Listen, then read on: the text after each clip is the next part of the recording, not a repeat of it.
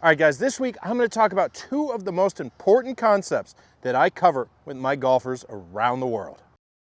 All right, guys, welcome back. So this week I am going to talk about two very important concepts that you see me talking about in my golf schools all the time. And they both have to do with how the lower body moves. So the first concept we are going to work on is learning how to free ourselves up for a big turn in the backswing. The second concept I'm going to get into is how we can get our pressure around and out of the ground to create speed.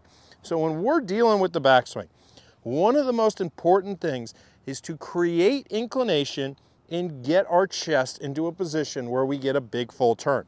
So I do that by controlling how my legs work in the backswing.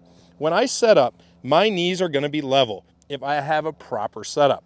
Now, as I start working back, I want to feel as though my right leg is going to get some extension as I push up and out of the ground, while the lead knee is going to work more in towards that trail leg. Now, that starts to create an inclination in my knees.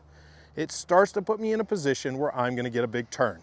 So after I get the knees working, I want to get into a position where I now have inclination in my pelvis. So that's going to happen naturally if my legs are moving in a proper fashion.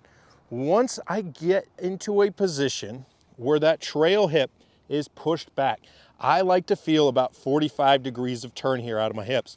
Then I'm going to be in a position where it's not hard for me to get a big 90-degree turn out of my shoulders in the backswing. That is the key to getting into a position where I have good depth every single time. The more depth I have, the easier it'll be to get the club head tracking behind the hands in the downswing, putting myself in position for a nice neutral path into the golf ball, which is one of the biggest keys to hitting a golf ball well. After we get to the top in a good position, we have to start working on the downswing. Now, if we want a nice rotary swing, there's something that's critically important that has to happen out of the lead leg in my transition. After I've brought this knee in, I don't want to just feel it snapping up like this. I need to be in a position where it goes out and around. You see me using the bucket drill with a lot of players, and that is to create that movement.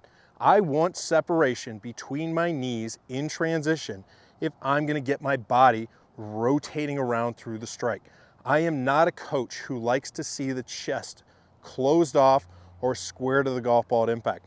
I want to see that chest start opening up, which is going to allow me a nice neutral release where the hands move up and left and the club head is moving towards the target for a longer period of time without losing connection early in the downswing. After I get that knee around, my pressure has moved into the outside ball of the lead foot.